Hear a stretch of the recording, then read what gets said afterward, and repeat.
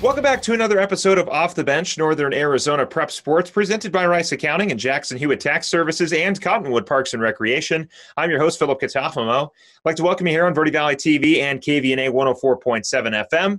We've got a great show in store for you this week. Later in the program, we'll be joined by new Bradshaw Mountain High School wrestling coach Bud Nollet, who talks about his first year taking over the program. We'll then be joined by Coconino High School boys wrestling coach Mike Schmieder, who talks about his extensive history with the program. But on the other side of this break, we'll be joined by Prescott High School girls basketball coach Bobbi Yoder, who talks about what we can expect from the Prescott Badgers this basketball season. All of that and a whole lot more on the other side of this break. Off the Bench will be right back. Don't go anywhere.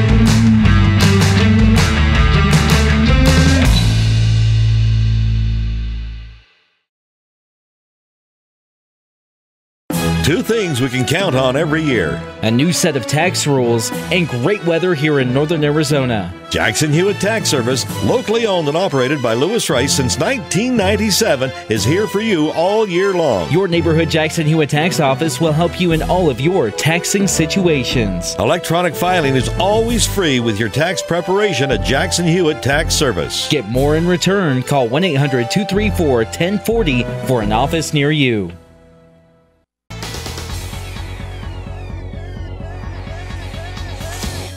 Welcome back to Off the Bench, Northern Arizona Prep Sports, presented by Rice Accounting and Jackson Hewitt Tax Services and Cottonwood Parks and Recreation. I am now joined by Prescott High School girls basketball coach and also badminton coach and also assistant softball coach, Coach Bobbi Yoder. Coach Yoder, welcome back.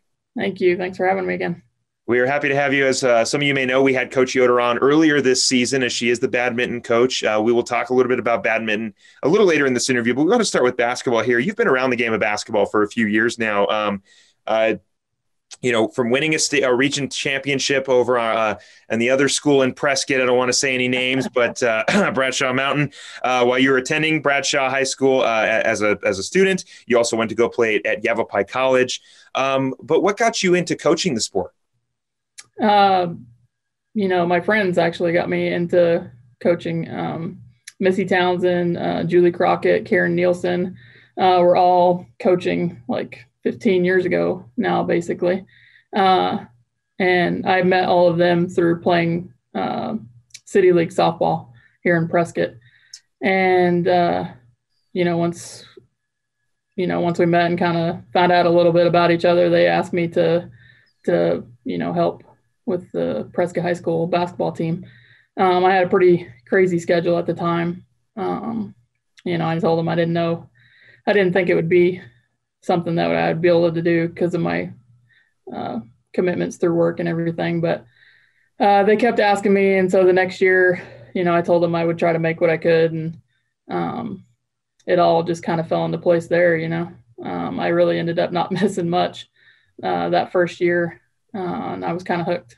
So, yeah, to talk about a busy work schedule, you were a veterinarian technician, and not necessarily an easy job to go, hey, can I get a Tuesday off? Because you might have to, you might be in the middle of surgery or in the middle of a lot of things revolving any kind of animal. You did that for 20 years. And as you mentioned, at the same time, you started coaching over at Prescott High School.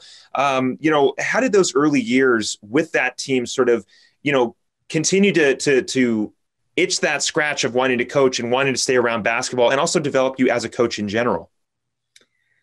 I don't know. Just, I love the game of basketball, my entire life basically. And I had played it, all the way up until 1 year in college. I'd never really saw myself as a coach or even something that I wanted to do. But once I kind of had that opportunity, and kind of got my foot in the door, and again, that first, just a couple weeks in, I was hooked. It just allowed me to be around a sport I loved. It's been a great group of kids every year, no matter the sport. So it's just, I don't know, I there's no going back now. Yeah, no, definitely not. You're fully committed now. You've got the Prescott jacket on, you got the garter on. You're full force, ready to go with Prescott for however long you decide to coach for. But shortly after that, you do become the head coach of the basketball program at Prescott High School. What about coaching and working with the school while you were being a veterinarian technician made you to sort of realize, hey, I'm on this career path, but there may be a different route for me with coaching. What made you want to just kind of go full force with coaching and step away from your degree and a career field that you're in for quite a long time? I don't know. I mean, I guess that I kind of found a passion for coaching and for the sport that I didn't realize was there. I did the veterinary industry for 20 years, and it just got to a point where I needed something new. I was getting a little burnt out with that because that can be a very time demanding career, basically. And so that's about 6 years ago it opened up, and then I eventually made the switch over into the school as well. So yeah, and since then you have been coaching the program. But I got just kind of one more question about your path. Do you have any advice for anybody who might be in the same position that you were, kind of going down a career field? You've got all these other interests and things that you really want to do, but right now they're just not really coinciding. So you kind of have to make that fork in the road decision. Do you have any advice for anybody who might be going through that? It's tough if you haven't, coached before. If you're coming in, new to coaching, I would just say get your foot in the door and work your way up through it and make sure that that's really something that you want to do. Because I feel like it doesn't take long. I felt like it. I've been doing this for 14 years at Prescott High School, and only 6 years ago I took over as a head coach in any program. And it's definitely something that you need to kind of build to. That would be tough walking in and taking over any sport, any head varsity coaching position if you didn't have the coaching experience, because there's just a lot more to it than just coaching the sport that I think a lot of people maybe don't realize. Yeah, and that is a really good point, considering you could have this idea of what that might be, and then you get into it or you fully commit to it, and it's like, oh, whoa, this is not at all what I wanted. Yeah, there's definitely a lot more to it than just coaching the sport. So you just got to kind of know that going into it, I guess. So. Again, we were speaking with Prescott High School girls basketball coach, as well as the badminton coach and softball coach over at Prescott High School, Coach Bobbi Yoder. Coach, since taking over the program, how have you gotten a chance to see it grow? You've been with the program for quite a long time, so you've seen it, since you started to where you're at. And how much growth have you seen with the program since? Yeah, that's kind of a up and down thing. I mean, the basketball program has definitely had success over the years, with all the different coaches that they've had. Missy Townsend had a great, I believe, 7 years as the head coach the program. My numbers are probably a little more middle of the road as far as wins and losses. But again, for me personally, and I think for this program, it's not necessarily always about the wins and losses. You pretty much have to kind of build a program around the kids that you get, and that's sometimes a very wide range of skill and talent that you get from year to year. So we try to do the best, with the kids that we have, and try to, build character and make them eventually, by the time they graduate, a productive part of this community, or whatever community they decide to be a part of once they go out into the real world. Yeah. And I've said this and talked with a bunch of coaches since starting the show. And it's very much, you're not necessarily just developing players. You're also developing people. As you just said, it's getting these kids ready, working alongside each other, working with people they do like, working with people they don't like, fixing problems, having inner problems, whatever it may be, and working through those productively, and some problems might arise in the workforce or, wherever their lives may take them. But Badgers finished last year 5th in the region, graduated a few seniors, including third leading scorer Alyssa LeBlanc. How did you watch those that small core of seniors develop through their past 4 years here at Prescott High School? We lost the 3 last year. Alyssa LeBlanc played 3 out of the 4 years because she did have a pretty bad knee injury her sophomore year, and pretty much eliminated her junior year. So she did come back and finish with us her senior year. Desiree Johnson transferred in from another school, so she basically had a year and a half because she had to sit out half the season her first year. And then Eve Hawker was with us for all 4 years. And, I guess it's a little easier to say for the 2 that have been in the program for that long. There's definitely a tremendous amount of improvement skill-wise and just as a person. Those are all 3 great kids and came a long way in their time with us in the program. So we'll definitely miss them, but that's just part of it every year. You lose some, and you just got to take the new group you have and do the best you can. And you do have a very solid new group of seniors, including your top leading scorers, Holly Dalton and Kira Riley. They're basically your 2 leaders of this bigger senior class comparatively to last year. Still a relatively younger team. You do carry a few sophomores from last year. Obviously, we'll get to the JV program and who we can see sort of step up. But let's just sort of talk a little bit about Dalton and Riley and their impact on the program, and also who we can see step up this year. Holly Dalton is definitely our biggest returning kid. Tremendous talent, and just hasn't even reached her full potential yet, I don't think. And just brings everything to the table that you want from any of your top kids in any sport, really. Kira Riley is not returning this year. She decided to do competitive cheer instead, and has an opportunity to take that into college. So that's what she's pursuing. And then we also have Dana Seavey is one of our seniors, and then Sarah Townsend. So we have 3 seniors this season. So. No, good. And it's kind of nice carrying a little bit of that experience. As we mentioned, you are going to have a few players returning from last year, getting ready for whenever we get the winter season kicked off. And it is always nice to sort of carry a small group of players, regardless if it's 3 seniors or 15 or whatever. It's nice to have those returning players to sort of welcome in that new group of, transfers or new freshmen or sophomores or kids coming from the JV level going up to the varsity level. And speaking about that JV, no JV team last year, mostly rolling with the freshman squad. But how has the development at the lower levels been? They're definitely coming along, and our numbers are up a little bit more this year than they have been in the last couple of years. So we are planning on having 3 teams again, the freshman, sophomore, JV, and varsity. We would like the numbers to be a little bit higher than they are. But again, it's enough to get 3 teams done. And within that, there'll be, a handful of kids that do double duty. They're allowed to play 6 periods a night. So we will definitely take advantage of that with a few of the kids.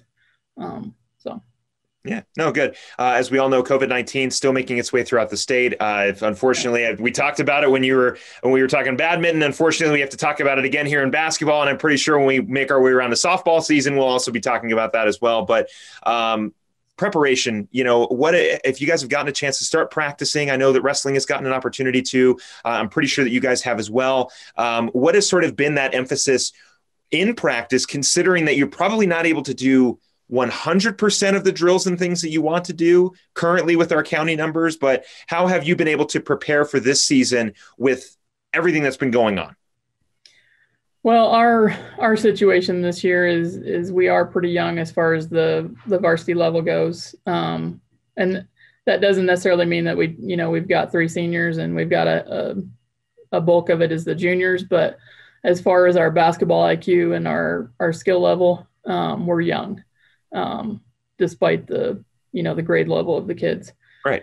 So we really are, working a lot on fundamentals and trying to establish that and build from that offensively and defensively. And once we kind of get in what we want to do, then it's just a matter of getting reps. And so it's definitely a rebuilding process, even though, again, a lot of it is seniors and juniors, but we definitely have our work cut out for us. And it's a little bit of a blessing in that we have a little bit of time all the way to January as the start, right. Just because we have a lot to do, a lot to cover with this group. But they're working hard, and again, it's just a rebuilding process. So we'll see.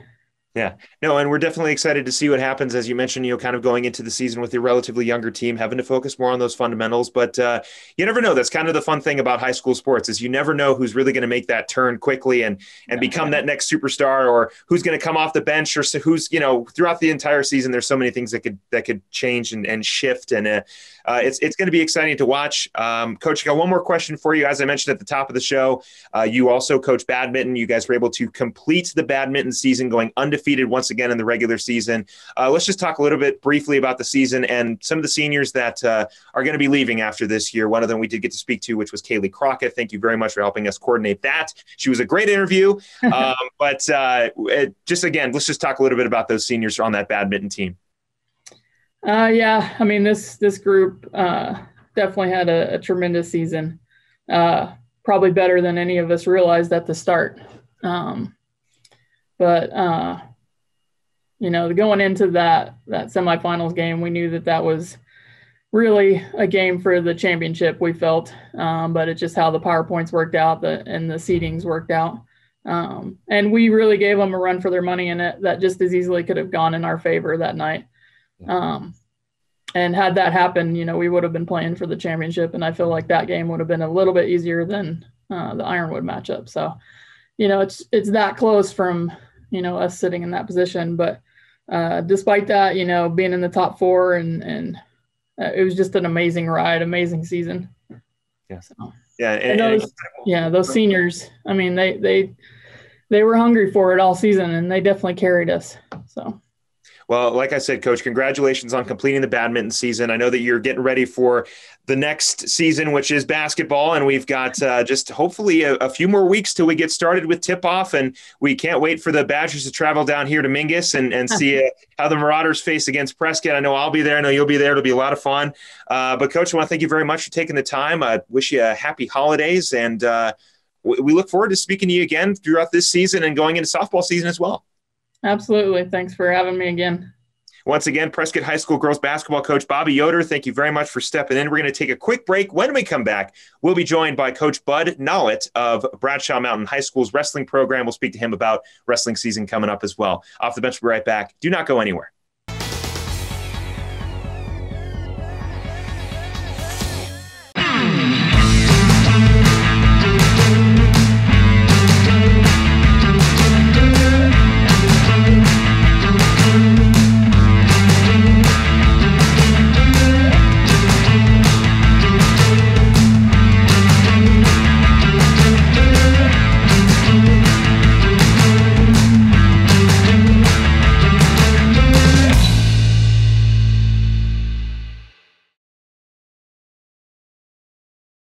Two things we can count on every year: a new set of tax rules and great weather here in northern Arizona. Jackson Hewitt Tax Service, locally owned and operated by Lewis Rice since 1997, is here for you all year long. Your neighborhood Jackson Hewitt Tax Office will help you in all of your taxing situations. Electronic filing is always free with your tax preparation at Jackson Hewitt Tax Service. Get more in return. Call 1-800-234-1040 for an office near you.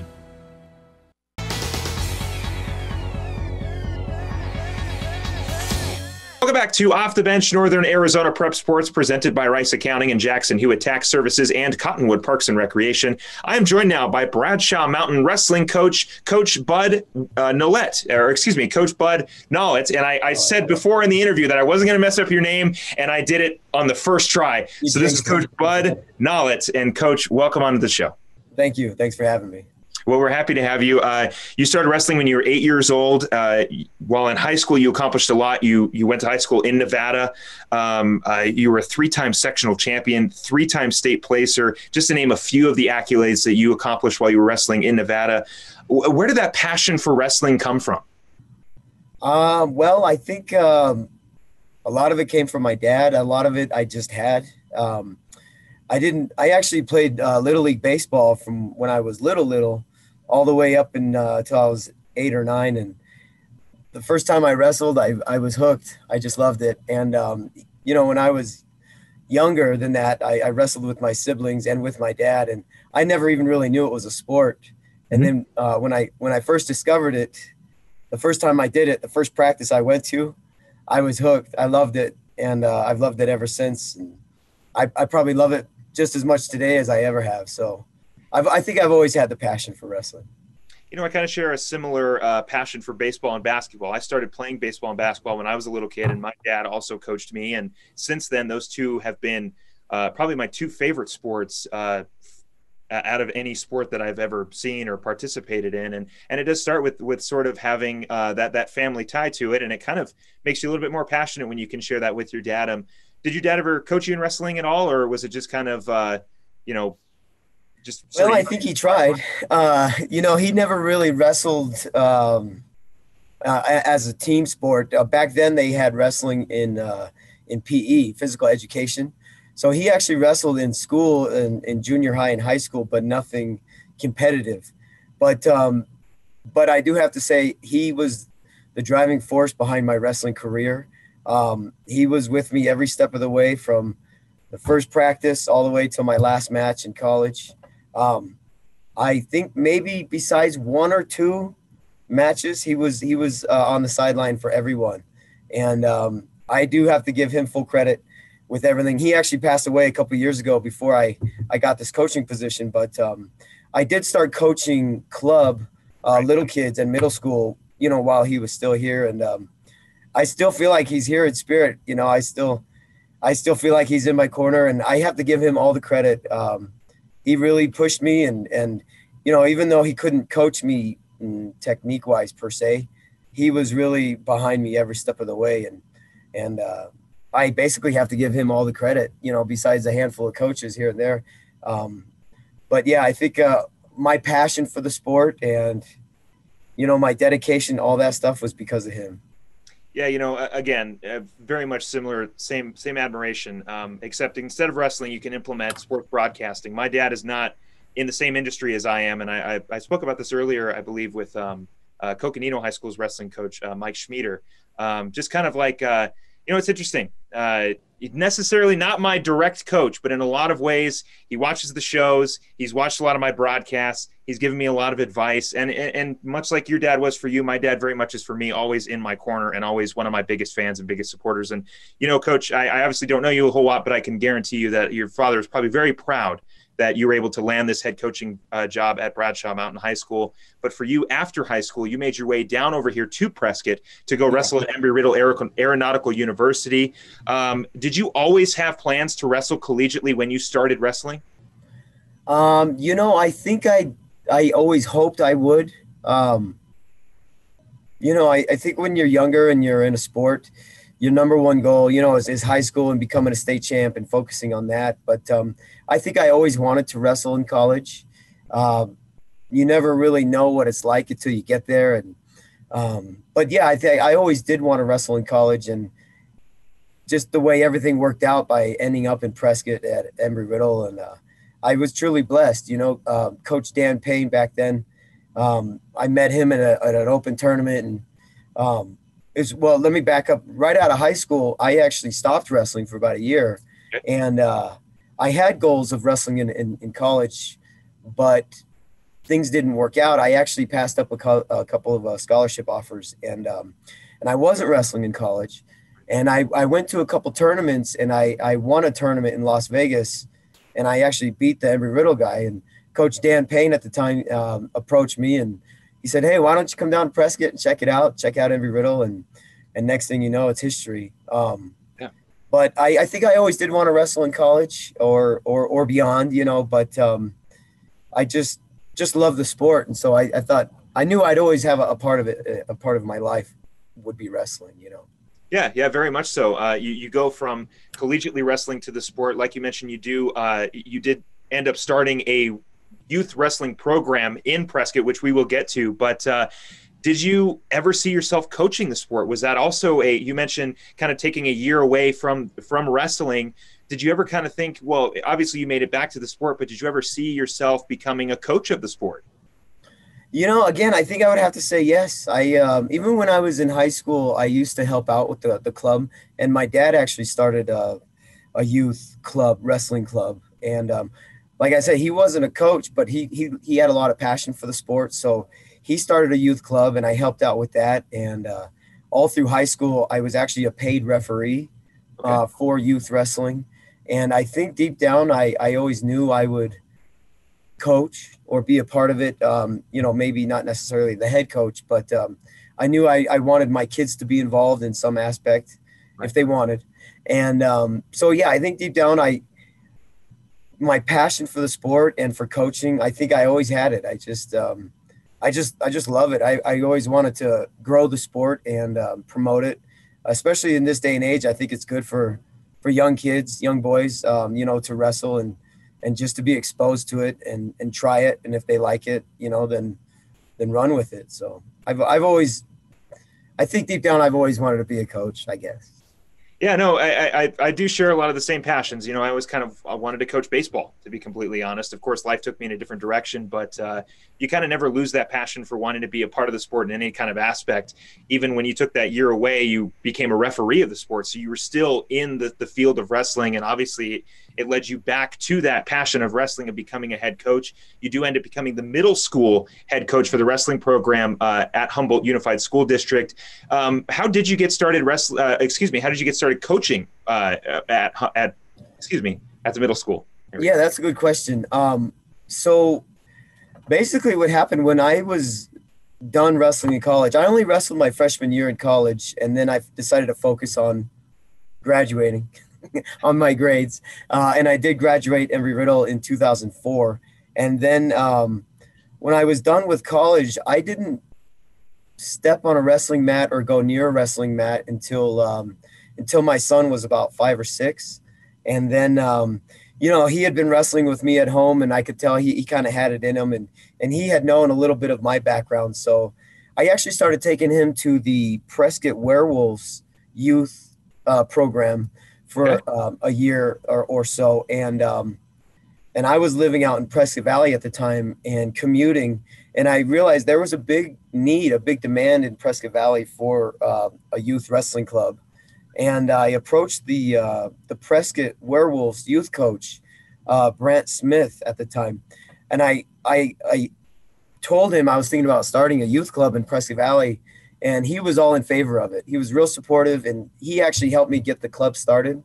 And I owe him a lot. And so he helped me get that started, and we started off the Prescott Valley Club, I'm guessing right around 2014, 2015. And we only had a handful of kids. We had about 6 kids. And then I had about 8 of my relatives, either my kids or my nephews on the team. So we had about 13 kids. And then next thing you knew, it grew to 25. And then the next year we were up to 40. And then the year after that, 50. And last year we actually ended up with 72 kids on the youth club.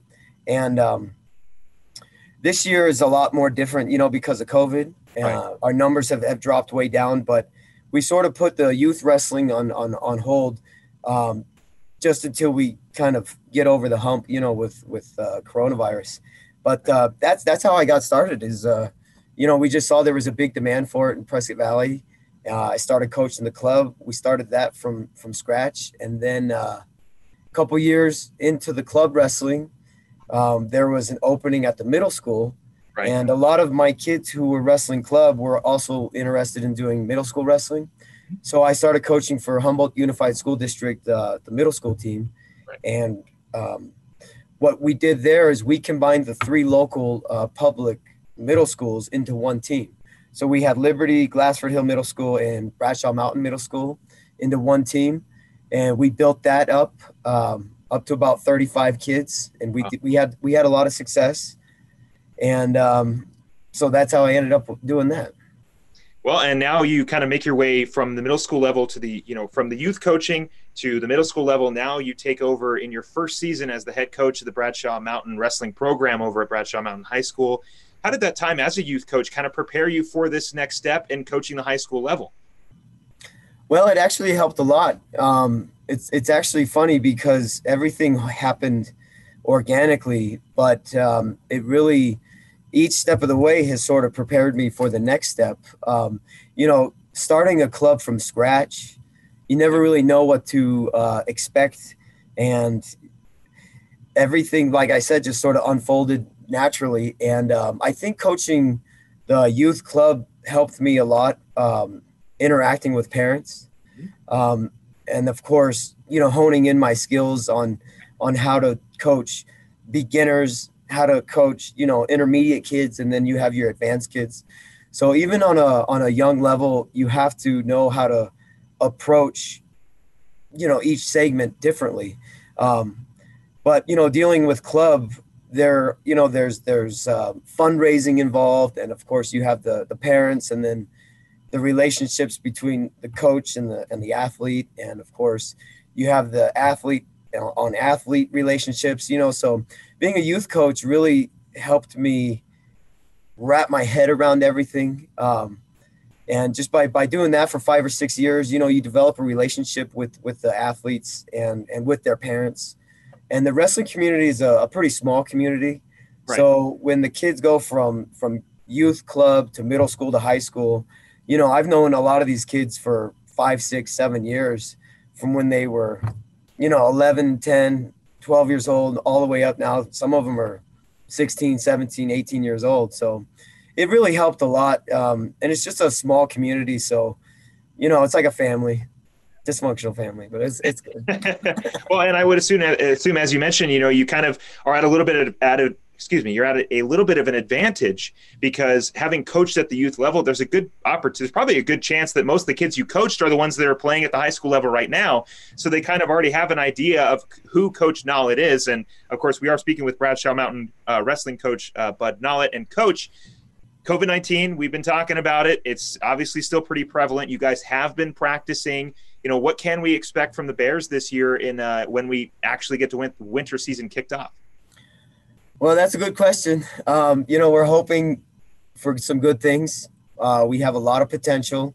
And you're right. I have coached 99% of the team. I think there was only 1 or 2 kids on the team who I had never ran a practice with. And it didn't take long, to develop that relationship. But, 99% of the team I've known since they were smaller. I've coached them. And they're all great kids, and we have a lot of potential. We have almost a full lineup. We have our varsity team is looking pretty strong. There's 14 weight classes. I think we have 13 spots filled, and of those 13 spots, a good 10, 11 of them are looking pretty solid. So we have a lot of potential, and the goal now is just to take that potential and do what we can, using the coronavirus guidelines, and then just, doing the best we can. Our motto this year and all the time is strive for excellence. And the team knows that, and they do a good job. They work hard on their academics and wrestling and strength and conditioning. And, there's a lot that goes into high school athletics. First and foremost is their grades. Academics this year has been a little tricky with virtual learning, and then in person and back to virtual. There sometimes academics comes easier for some kids than others, and we're just really focusing on our grades, keeping our grades up, and then working hard in the wrestling room, and just doing the best we can. So the AIA, the Arizona Interscholastic Association, they have certain guidelines that we have to follow regarding coronavirus, and full contact wrestling is obviously it's a high risk, it's a high exposure to airborne viruses. So there's a lot of guidelines that they put in place that we're following real strict. And, we're glad to be having a season. We're glad to be practicing again. We're finalizing our schedule now. We're up to about 11 duels. And then later on in February, we're hoping to have sectionals in state. And our team's looking strong, real solid. We just have to see how that plays out. You never know until you know. Yeah, very much so. You really don't know until you know. And there's a lot of unknown right now with COVID-19. But one thing that we do know is we're excited that we are going to get a winter season whenever that does come around. Right now, January 5th is sort of the key date. And we're happy to hear that you guys are able to keep practicing. On the other side of this break, we'll get a chance to speak with Coach Mike Schmieder of Coconino High School. And he also kind of discusses just, getting a chance to get back out on the mat, just kind of returning back to that normalcy. And getting that season kicked off. But Coach Nollet, I want to thank you very much for coming on the show. We're going to have to bring you back on and talk a little bit about the team as the season progresses, and we're excited to see how the team develops this year. And best of luck in your first season, Coach.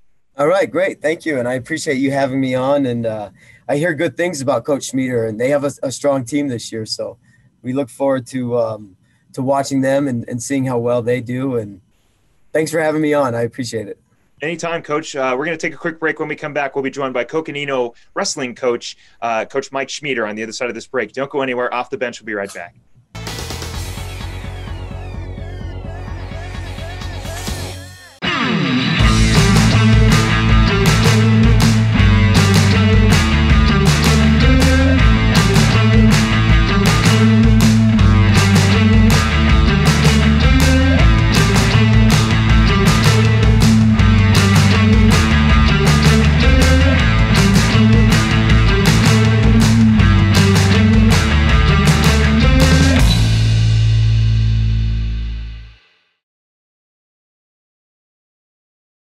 Two things we can count on every year: a new set of tax rules and great weather here in northern Arizona. Jackson Hewitt Tax Service, locally owned and operated by Lewis Rice since 1997, is here for you all year long. Your neighborhood Jackson Hewitt Tax Office will help you in all of your taxing situations. Electronic filing is always free with your tax preparation at Jackson Hewitt Tax Service. Get more in return. Call 1-800-234-1040 for an office near you.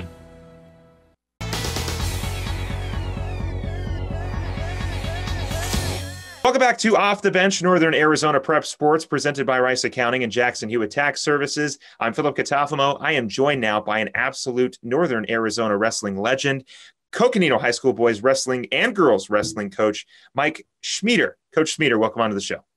Thanks for having me. Well, we're happy to have you. You've been a fixture in Northern Arizona wrestling for maybe a little bit over 30 years so far. Beginning your career at Coconino High School as an assistant when Northern Arizona University stopped their wrestling program back in the 80s.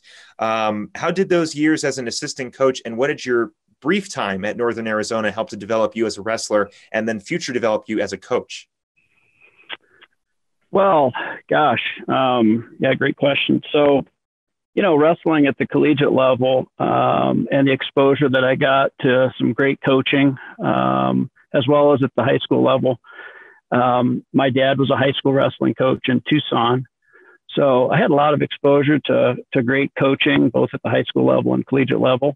And, I think that gives you, some of the necessary tools and strategies to coach at the high school level. So it was a natural progression. I think in those early days, being a collegiate wrestler, you just come in and you wrestle with the kids and, you kind of rub off on them.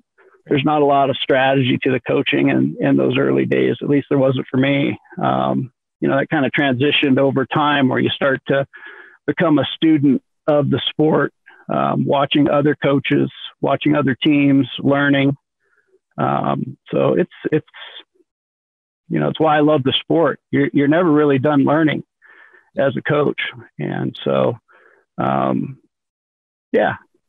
I think it is that sort of learning aspect that maybe a lot of a lot of up and coming coaches don't necessarily take into effect, which is while you are teaching and coaching, at the same time, you're also learning and teaching and molding yourself into the model coach that you want, or what you want your players to get out from you, which is, the fact that while you do know technically everything, you don't really do know everything, and you're always learning and always growing along with your players.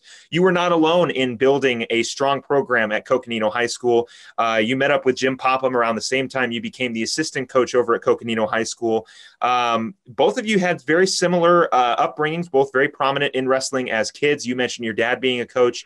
I know Coach Popham also had a history of wrestling as well. You both wrestled at Northern Arizona University. And funny enough, you were the choice to take over the Coconino High School wrestling program, but you decided to focus on your education, and Coach Popham took over the program. But when you guys first met, what were your first impressions of Coach Popham when you guys first started your coaching journey? Yeah, Jim and I were friends even before we stumbled into the Coconino wrestling room. So, we had met at NAU, and we were both going to school there. His eligibility had actually run out. I still had some eligibility, and he was coming in and out of the NAU wrestling room. And we bonded. He had a lot of real natural coaching tendencies, even when we were in college. In fact, a lot of our interactions in those early days were about me trying to win the varsity spot. I was sitting underneath a legendary Arizona wrestler, Sammy Chagoya, and couldn't seem to get by him in wrestle-offs. And Jim and I would have a lot of discussions about, how to do that. So he was a natural coach even in those early days.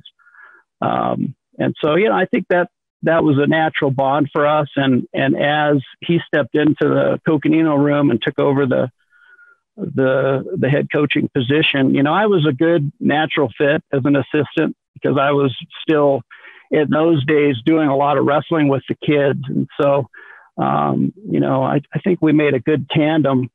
And, as we grew together and became better coaches and better students of the game in terms of learning, it was great. We were, still are great friends.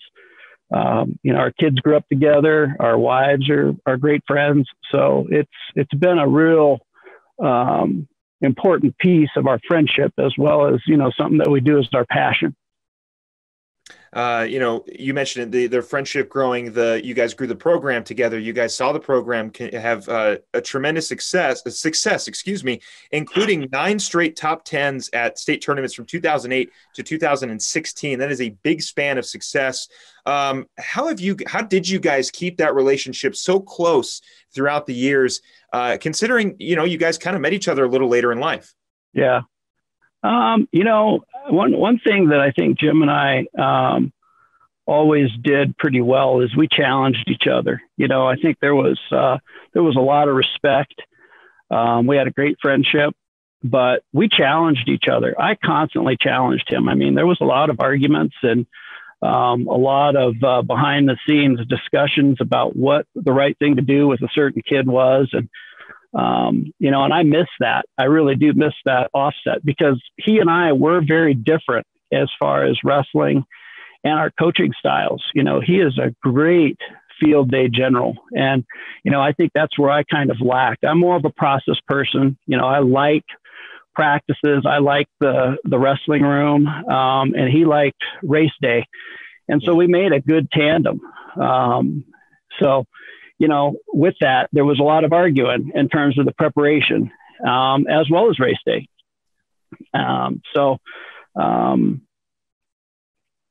I think that, I think we were a good natural fit, and, I think the results spoke for themselves. Yeah, they definitely did, Coach. As I mentioned, putting together a span, even just from 2008 to 2016, which is just a small portion of the success that the two of you have built at Coconino High School. You take over the team, as you mentioned earlier, your dad was a wrestling coach. Now you are kind of stepping into that role as a wrestling coach. How does it feel to follow in your dad's footsteps? And, you see a lot of parents who are kind of like, I played basketball, so you're going to play basketball. Was your dad ever kind of like, hey, we're going to do wrestling and we're going to focus on wrestling? Or was it kind of, well, if you want to play baseball, you can play baseball too? Or, did you find that kind of dynamic with your dad? Yeah, so it's kind of interesting. So my dad passed away several years ago, but in those early days, my dad, he was, like a lot of guys from his generation, were 3-sport athletes. That was really the high mark of achievement, was to have success in a lot of different sports. And so, he wrestled, he played football, and he ran track. And he actually played college football. So he was a high school state champion from California, but he played at University of Texas, El Paso. He played football there. And then when he got into teaching and coaching in Tucson, the opening was actually in wrestling. So he started out as a head wrestling coach and an assistant football coach. And so he really encouraged that Brett. He liked the seasonality. He liked to set wrestling aside and then, do something else in the spring and then start again with football and go to wrestling. So he really encouraged that Brett. But my brothers and I all wrestled in high school, and we migrated toward the wrestling. It just was a good fit for us and for him. He really enjoyed coaching that. So, and I had a son wrestle for us. So, my son graduated in 2010. And so it was kind of an interesting experience to be, dad and coach at the same time. Well, and just like you mentioned, your dad coaching you, and then, you becoming a coach, you coaching your son. Was there any inspiration from your dad's coaching style? You talk about your coaching styles, maybe a little bit more meticulous. You like the practice aspect. You like the preparation, really making sure that your team is set, ready to go when game time rolls around. Was your dad very similar? Did you guys have any similarities with your coaching styles? Yeah, I would say that there are some similarities. My dad was big on preparation for sure. He spent a lot of time. Interestingly enough, he was kind of like a football coach. He was big on scouting other teams, and then his preparation would be to the particular team that they were going to wrestle that week. So in those days, you had dual meets, really only one a week. And so he tailored his practices to really target, who we were going to be wrestling. So he was breaking down, like he did with football, they'd break down film and address the team. So he did a lot of that in wrestling as well. So I kind of do that too. I had some, I didn't actually wrestle for my dad in high school because he had retired from coaching, but I had a lot of really solid influences from high school coaches as well. So my high school career started under an Arizona legendary coach, Tim Barrier, who is, he's in the Hall of Fame down, in our state, and he coaches down in Tucson now with his son, Paul Vasquez. But having him as a high school coach was really key to, me developing a passion for the sport. I think there's one thing I can attribute to Coach Barrier. It's that, he really inspired me to go be great in the sport. And so I really glean a lot from him just on how he dealt with me as an athlete and how I deal with my athletes today. So, yeah, my dad also coached me in baseball and basketball when I was a little kid, all the way up to my sophomore year. And my freshman year in high school. He was the freshman JV coach. And, while you do kind of get that father-son relationship, my dad has always kind of been not necessarily a coach in my eyes, but somebody that has been a role model and a mentor. And it's interesting, you talk about not getting a chance to play under your dad in high school, but, you can't replace the things that he has taught you throughout your life. And while you do find other role models, that you sort of base your game off of, or for me, my dad isn't in the industry that I'm in, so I had to rely on other people. Mark Zumoff of the Philadelphia 76ers was somebody, Barry Butel over at Grand Canyon University, now here with Jackie Bessler and Yavapai Broadcasting. It's kind of interesting how you kind of think, oh, well, dad's going to be the role model from the beginning, and he is, but it's interesting the people you meet along the way, and even Coach Popham, you guys learning from each other, being very similar ages, being in very similar situations. It's almost interesting how, as you continue through life, things change, and you gain so many different things from people.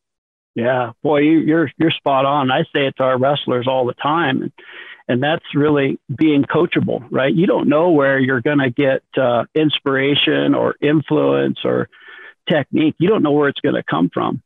And so, as an athlete, to be coachable, you have to be really receptive in all the environments that you put yourself in. And I think that goes for life and industry and career as well.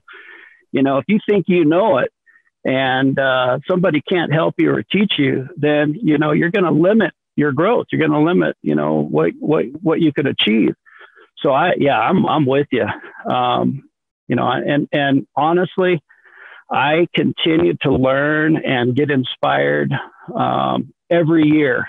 And it comes from some of the craziest places, I'll go to a middle school tournament and I'll see a kid doing something and it's like, wow, that he's doing that pretty well. I'm going to steal that. Yeah. And so if you're not open and receptive to learning and taking input, and in some cases criticism from people, you're not going to grow. No, not at all. And I'm the same way. Like I mentioned, and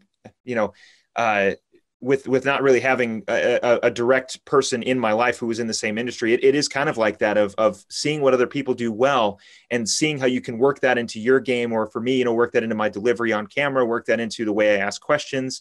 It's, constantly learning is the best way, I think, to approach life, which is that you never know everything, but you can learn everything.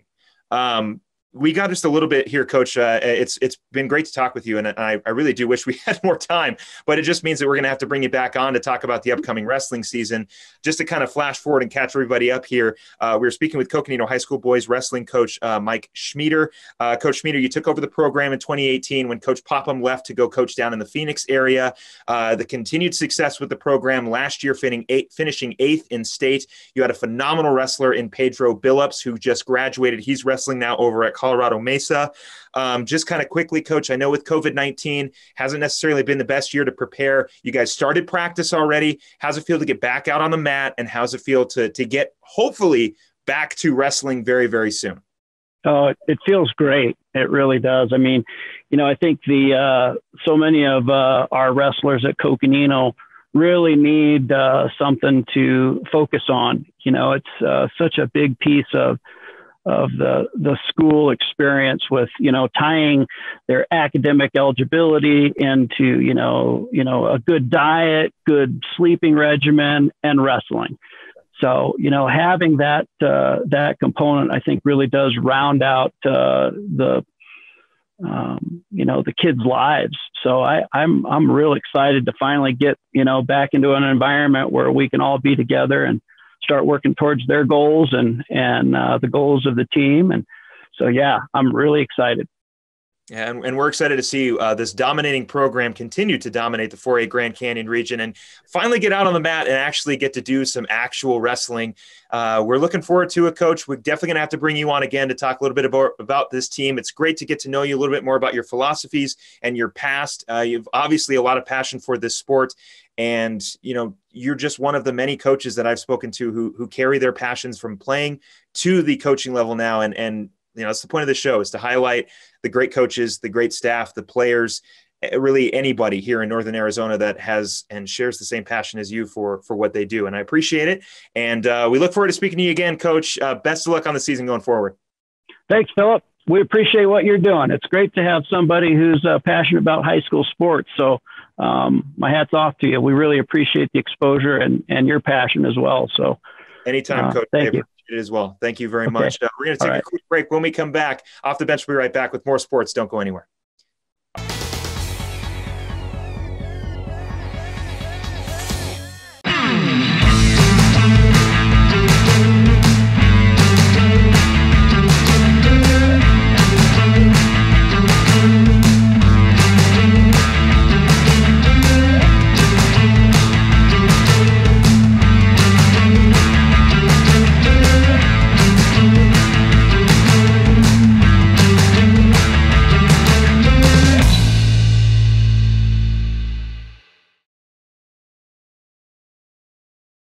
Two things we can count on every year. A new set of tax rules and great weather here in northern Arizona. Jackson Hewitt Tax Service, locally owned and operated by Lewis Rice since 1997, is here for you all year long. Your neighborhood Jackson Hewitt Tax Office will help you in all of your taxing situations. Electronic filing is always free with your tax preparation at Jackson Hewitt Tax Service. Get more in return. Call 1-800-234-1040 for an office near you.